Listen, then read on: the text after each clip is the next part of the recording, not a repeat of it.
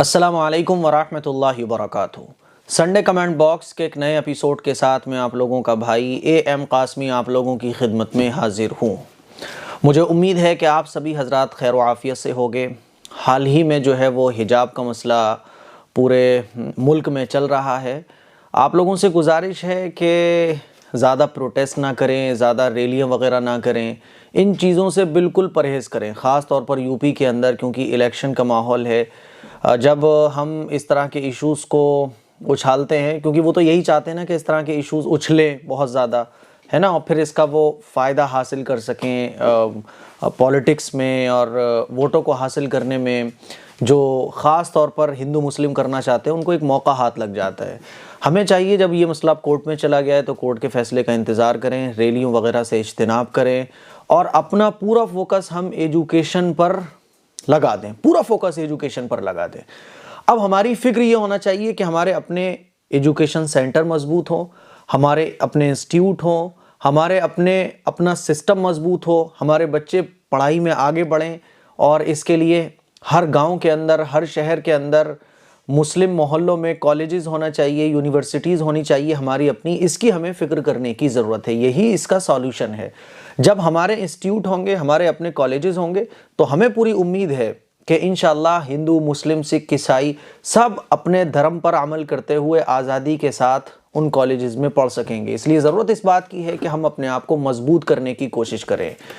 Rally वगैरह से जितना हो सके इज्तिनाब करें, जितना हो सके परहेज़ करें। कोई भी ऐसा मौका सामने वाली पार्टी को ना दें जिससे वो इसको इशू बना सके। आप सभी लोग जानते हैं कि इस वक्त का जो मीडिया है वो किस तरह से हमें कैच करता है और सामने वाला जो पार्टी है वो किस तरह से हमें कैच करती है और हमारी ज़बान से निकले हुए अल्फाज को किस तरह से कैच किया जाता है, हम जो हरकत करते हैं उसको किस तरह से दिखाया जाता है। ठीक है, तो ऐसे मौके पर बड़ी समझदारी से काम करने की ज़रूरत है। जोश और जज्बात में आके कुछ भी ऐसा ना करें जिससे जो है सामने वाले को बदनाम करने का, नीचा दिखाने का मौका मिले।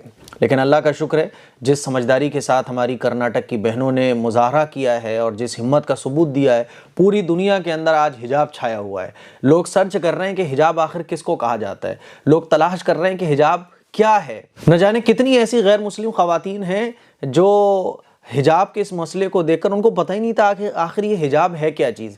वो हिजाब को देख रही हैं, हिजाब को समझ रही हैं और हिजाब के फ़ायदे भी महसूस कर रही हैं। मैंने तो ये भी खबर पढ़ी, हमारे एक न्यूज़ चैनल वाले, उन्होंने बताया कि हिजाब की जो मार्केट है ना वो भी बहुत ज़्यादा ऊपर पहुंच गया है। मार्केट में माल हिजाब का जितना सब बिकता था उससे कहीं ज़्यादा बिक्री हो रही है। हिजाब की सेल बहुत ज़्यादा बढ़ गई है हिजाब की। तो माशाल्लाह, अल्लाह ताला के हर काम में खैर है, हर काम में हिकमत है। बस हम समझदारी के साथ आगे बढ़ें और जितना हो सके अपने आप को एजुकेशन में मजबूत करें।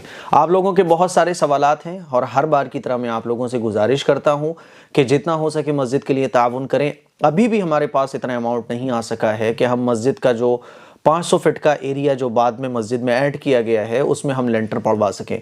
आप लोगों से गुजारिश है कि जो मस्जिद का कर्जा है वो तो अल्हम्दुलिल्लाह अल्लाह का शुक्र है ख़त्म हो गया, लेकिन अभी भी मस्जिद के पास इतना अमाउंट नहीं है कि वो लेंटर 500 फीट की जो ज़मीन बाद में ऐड की गई है उस पर लेंटर पड़ सके।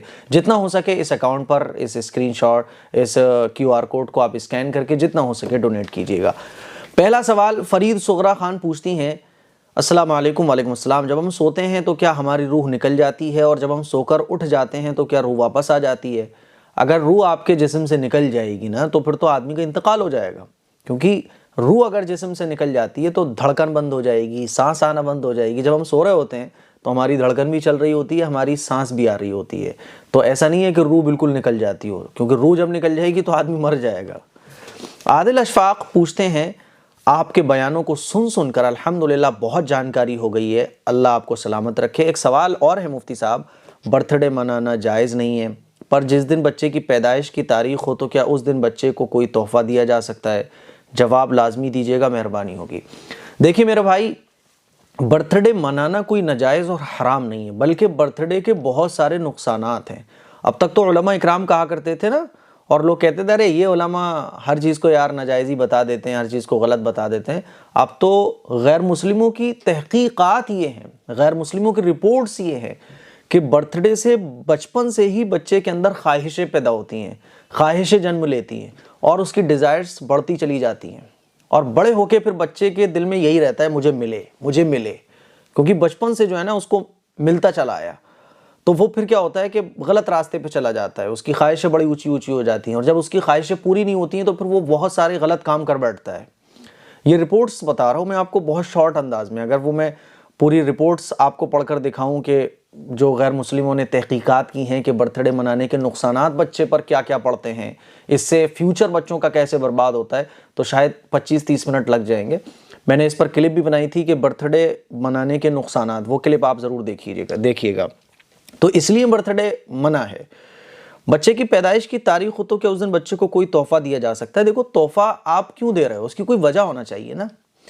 बच्चे को आप तोहफा दोगे तो फिर वही वाली बात आ जाएगी, हर साल उसको उसी दिन का इंतजार रहेगा।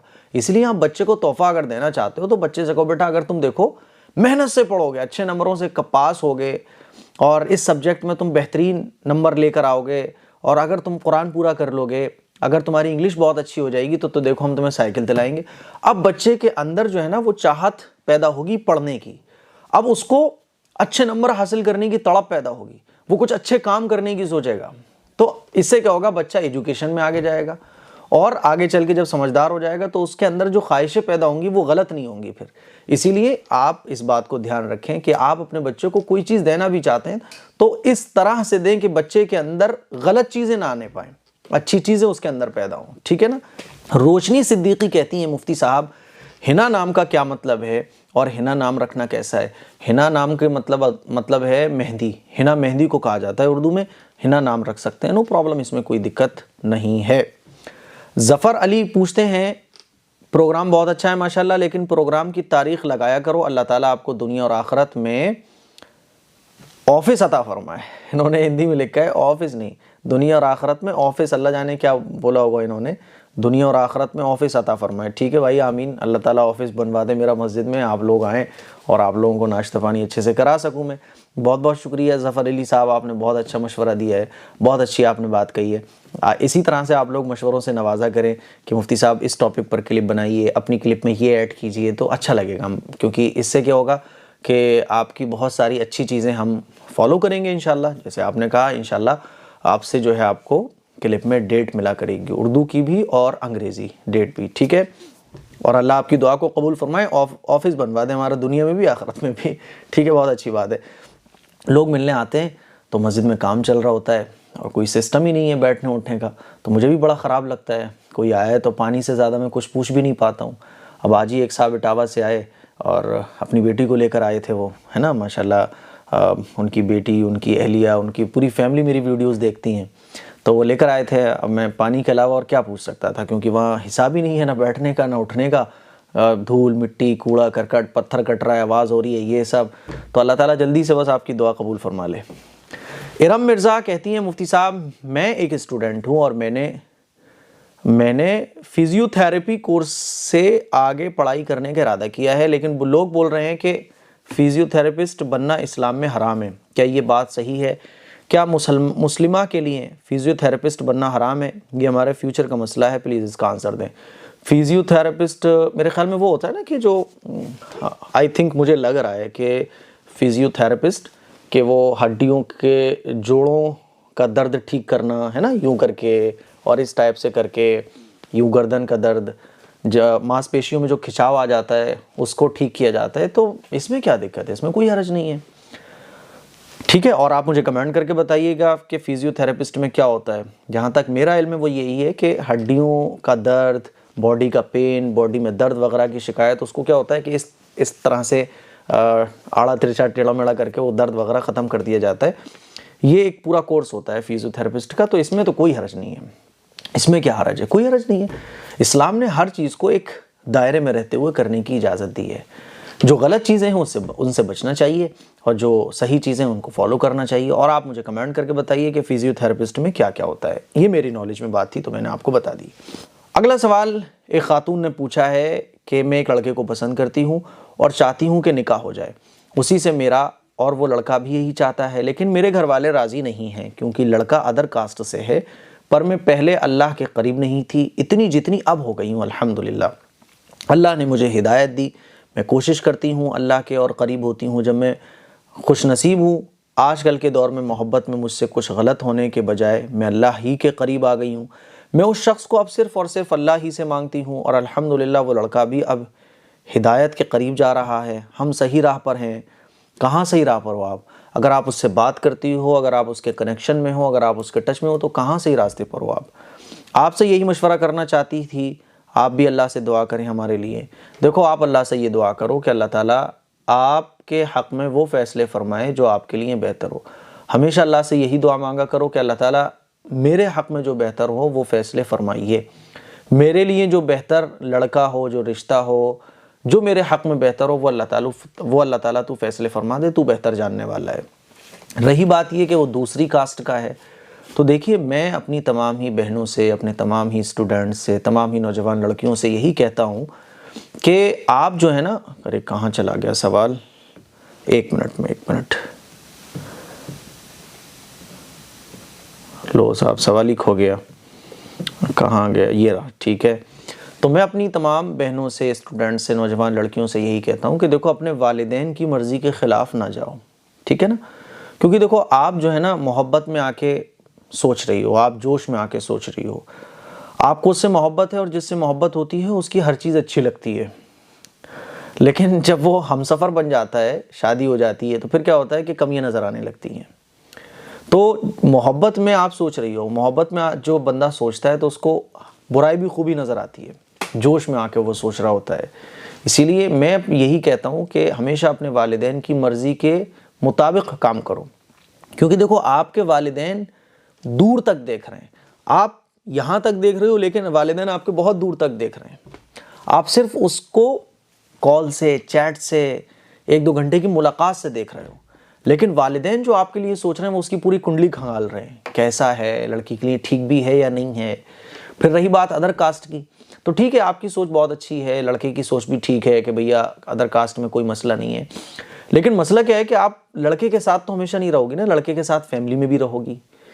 तो लड़का ठीक है भैया, वो आपको मोहब्बत करता है, कोई बात नहीं है, लेकिन आप उसकी फैमिली के साथ रहोगी।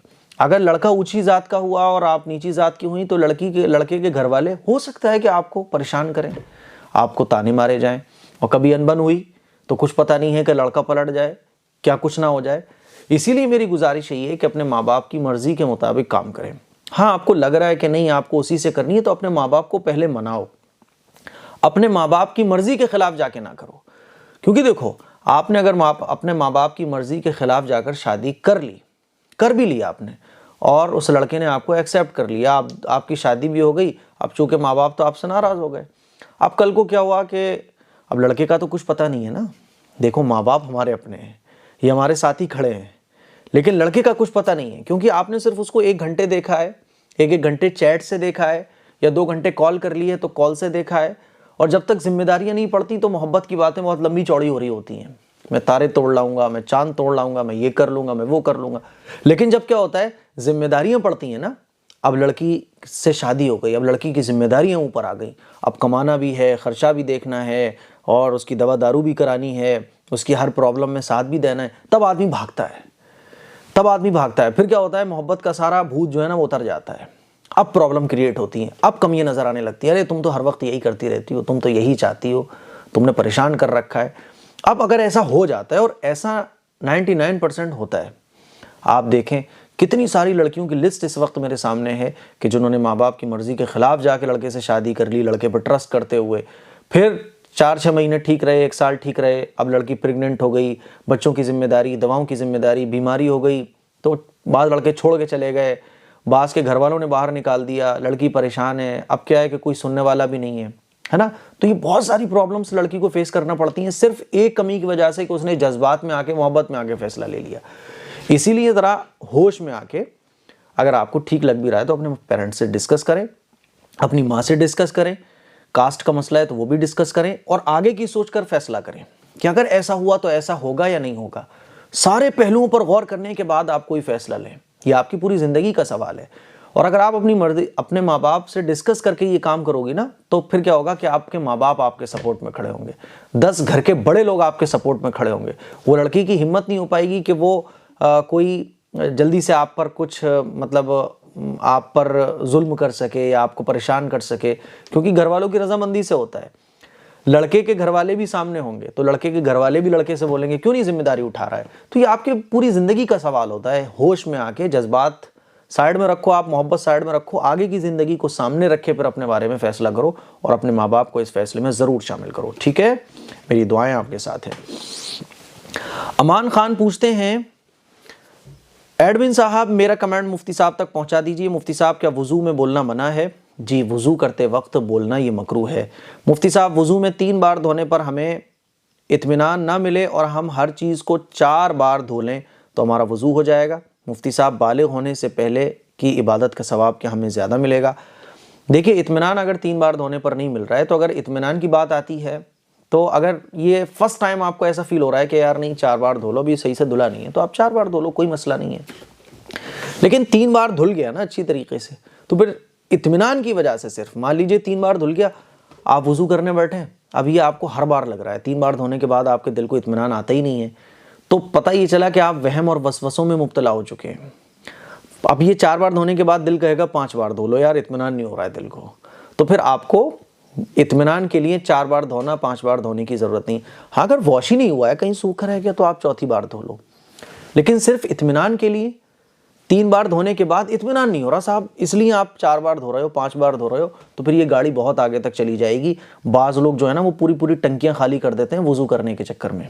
वुजू करते हैं, इत्मीनान ही नहीं होता, फेस धो रहे हैं, इत्मीनान नहीं हो रहा, फेस पे फेस धोए जा रहे हैं, पानी पे पानी बहाए जा रहे हैं, 50-50, 40-40 लोटे खर्च हो गए वुजू करते करते, इत्मीनान नहीं हो रहा, धोए जा रहे हैं। तो ये जो वहम है ना, ये जो वसवसों का मसला है, इसकी शुरुआत ही यहीं से होती है कि पहले ख्याल ये आता है कि इत्मीनान नहीं हुआ, 4 बार धो लो, फिर आता है इत्मीनान नहीं हुआ, 5 बार धो लो, फिर ये जो लिमिट है ना बढ़ती चली जाती है धोने की, 1 बार, 2 बार, 3 बार, 5 बार, 40-40 बार, यहाँ तक कि फिर अनलिमिट हो जाती है, हो जाता है बंदा धोने में, वो धोता ही रहता है, दिल को इत्मीनान ही नहीं हासिल हो पाता है। इसीलिए 3 बार धो लिया आपने, अब इत्मीनान नहीं हो रहा है, इत्मीनान की तरफ तवज्जो ना दो। हाँ, सूखा तो नहीं रह गया, अच्छे तरीके से धुल गया, बस बहुत है, ठीक है, वरना आप वहम और वसवसे में मुब्तला हो जाओगे। बालिग होने से पहले की जो इबादत बच्चे करते हैं उनका सवाब वालिदैन को मिलता है। अच्छा मुफ्ती साहब, जो रिश्तेदार बहुत सारी बिदतों में मुब्तला हैं तो उनके लिए दुआ करें और उनको रसूलुल्लाह सल्लल्लाहु अलैहि वसल्लम की सुन्नतों की तालीम देते रहें और ख़ुद भी अमल कीजिए। ठीक है, आप सुन्नतों पर अमल कीजिए, जब आप अमल कर रहे होगे तो लोग आपसे बोलेंगे भी तो आप बता दोगे हुजूर की ये सुन्नत है भाई, इस पर अमल करो। तो सुन्नतों में तो किसी का इख्तलाफ नहीं है ना, तो आप उनके लिए दुआ कीजिए और सुन्नतों पर अमल कीजिए, रसूलुल्लाह सल्लल्लाहु अलैहि वसल्लम की तालीमात पर ख़ुद भी अमल कीजिए, दूसरों को भी इसकी तालीम दीजिए।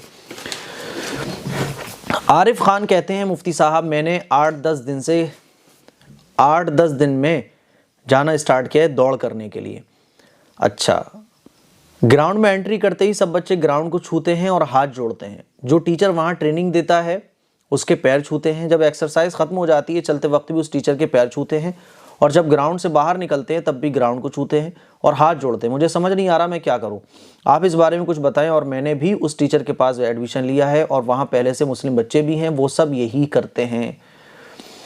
देखिए, पैर तो हम अपने माँ बाप के भी नहीं छू सकते क्योंकि ये कुफरी और शिरकिया चीज़ें हैं, ठीक है।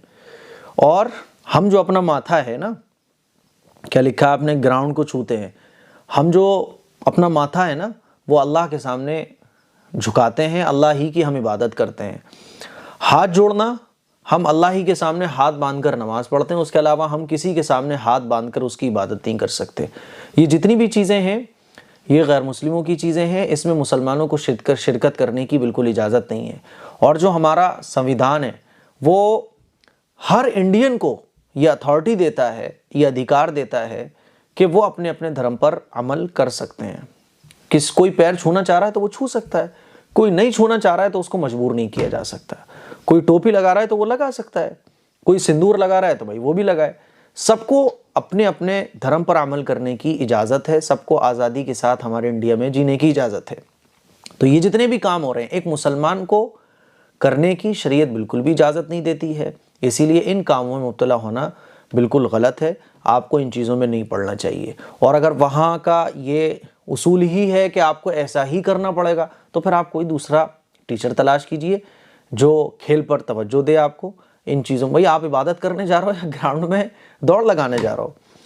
टीचर की इज्जत अपनी जगह है। इस्लाम हमें कहता है कि टीचर की इज्जत करो, टीचर की इज्जत करना अलग है, लेकिन किसी दूसरे धर्म की चीज़ों में इन्वॉल्व होना ये बिल्कुल अलग चीज़ है, इससे हमें बचना चाहिए। इसीलिए वहाँ का अगर उसूल कानून यही है कि हाथ जोड़ के खड़े होना है, ज़मीन छूनी है, पैर छूना है, तो आप फिर कोई दूसरा ट्रेनर तलाश कीजिए ऐसी जगह पर जहाँ आपको मजबूर किया जाए, वहाँ से आपको दूर रहना चाहिए। ठीक है। तलहा कुरैशी कहते हैं, मुफ्ती साहब क्या आप फ़िरोज़ाबाद से हैं? जी हाँ, मैं फ़िरोज़ाबाद से हूँ। आपको पता ही नहीं अभी तक, मैं फ़िरोज़ाबाद से हूँ।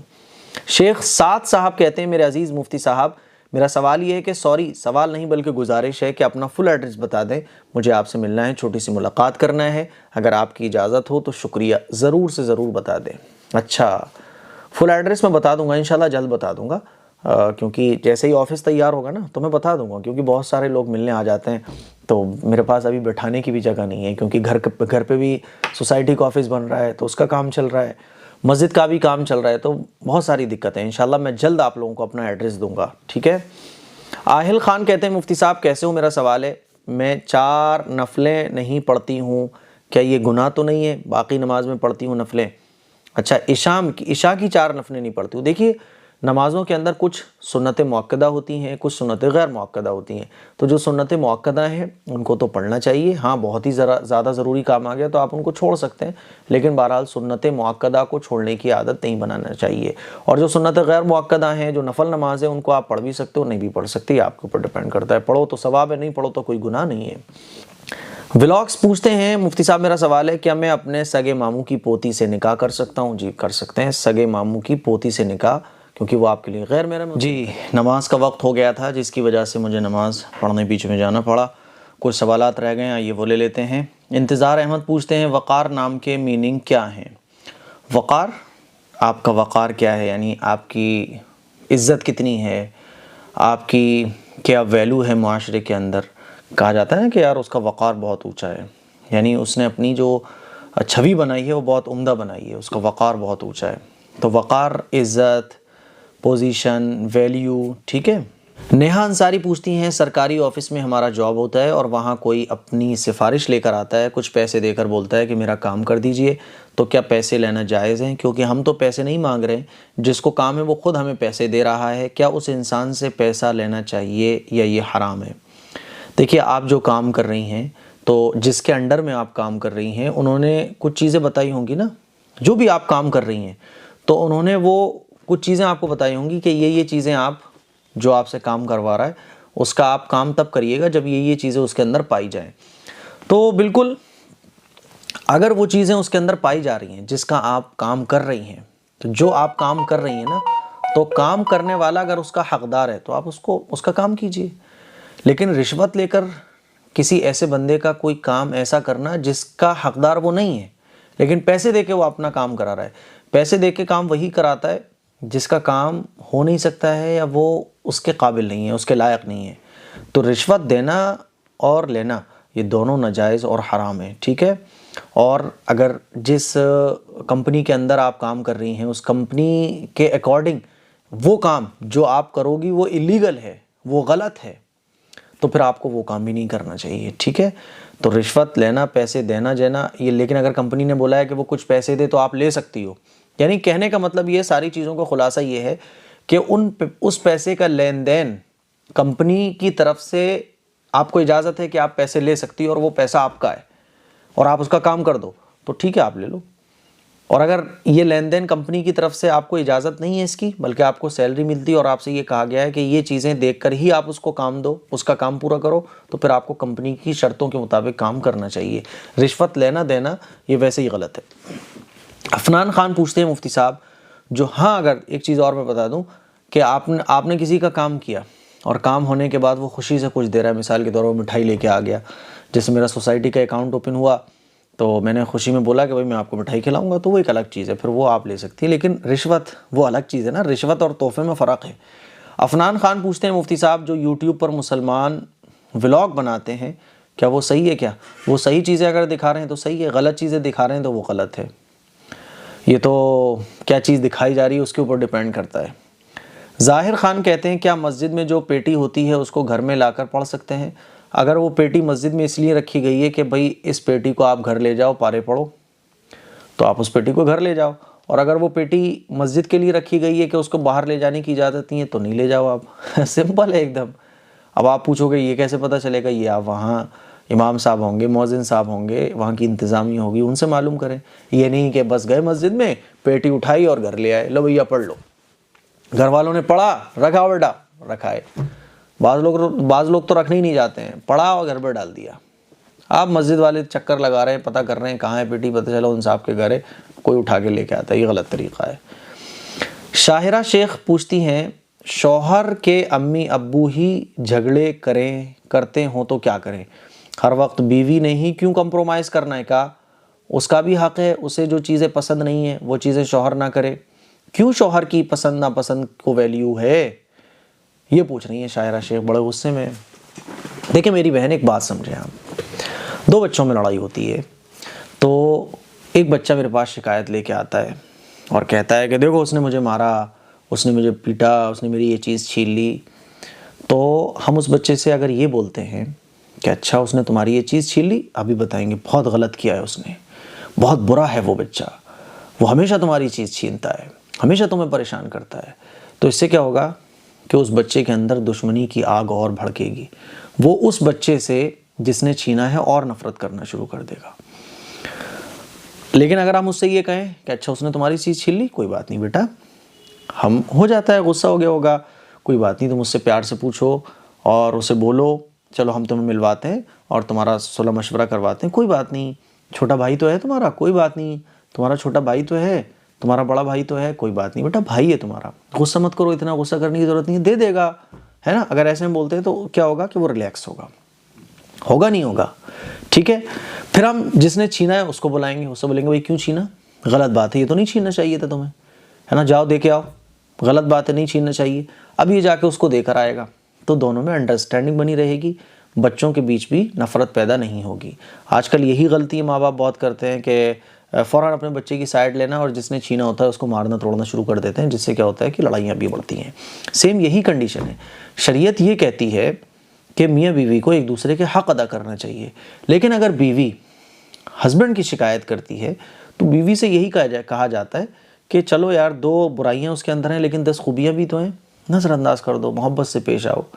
लेकिन शौहर को हम बुला के ये बोलेंगे कि नहीं भाई देखो तुम्हारी बीवी बहुत अच्छी है, इतनी सारी चीज़ें तुम्हारी बर्दाश्त करती है, तुम्हें देखना चाहिए, सोचना चाहिए। जब हस्बैंड अम्मा हमारे पास आके बीवी की शिकायत करेगा तो हम उससे भी ये कहेंगे बीवी यार तुम्हारी ठीक ठाक है, इतनी अच्छी है, 2-3 चीज़ें हैं तो देखो उसको एडजस्ट करो। ऐसा नहीं है कि हम ये कह रहे हैं कि सिर्फ बीवी को बोल रहे हो, बल्कि मियाँ बीवी दोनों को शरीयत ने कहा है कि दोनों एक दूसरे के हक़ अदा करें। लेकिन तौर तरीक़े होते हैं ना। बीवी जब हमसे सवाल पूछेगी कि मुफ्ती साहब हमारे हस्बैंड जो हैं वो ऐसा ऐसा करते हैं, बड़े ख़राब है, लड़ते झगड़ते रहते हैं, तो हम यही बोलेंगे ना कोई बात नहीं, हस्बैंड ने आपके, अगर वो कभी भी गुस्सा कर रहे हैं तो नज़रअंदाज करो, खिदमत करो, मोहब्बत से पेश आओ। मोहब्बत तो बड़ी बड़ी चीज़ों को ख़त्म कर देती है, यही बोलेंगे ना। और अगर मैं उसे ये बोल लूँ अच्छा बड़ा बुरा आदमी है तुम्हारा, ख़राब आदमी है, भगाओ उसे घर से, छोड़ो उसे, उसके ऊपर केस कर दो, तो ये भड़केगी ना बीवी। बीवी के अंदर जो दुश्मनी की चिंगारी थी वो आग बन जाएगी। और अगर मैं ऐसे बोलूँगा कोई बात नहीं, हस्बैंड ने आपके 10 मोहब्बत भी तो वही करते हैं ना, तो क्या होगा वो चिंगारी भी बुझ जाएगी। हस्बैंड मुझसे आगे कहेगा तो मैं बोलूँगा बीवी है यार तुम्हारी, अगर कभी वो गुस्सा हो जाती है, नाराज़ होती है, मना लो। और बीवी से ये कहूँगा भाई बात बात पे गुस्सा होने की ज़रूरत नहीं है।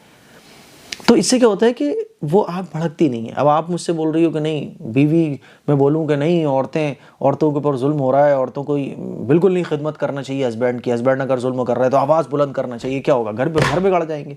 घर बनाने की कोशिश हमें करना चाहिए जितना हो सके। समझ रही है मेरी बात को? मैंने ये कभी नहीं कहा, इसीलिए आप ज़्यादा गुस्सा ना हो। नूर हसन अंसारी कहते हैं माशाल्लाह बहुत अच्छे से समझाते हैं आप, जज़ाकुमुल्लाह। बहुत बहुत शुक्रिया नूर हसन साहब। ये संडे कमेंट बॉक्स के कुछ सवालात थे जिनके जवाबात मैंने आप लोगों के सामने दिए।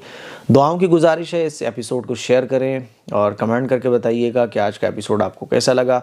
दुआओं की गुजारिश है। अस्सलामु अलैकुम वरहमतुल्लाहि वबरकातुहू।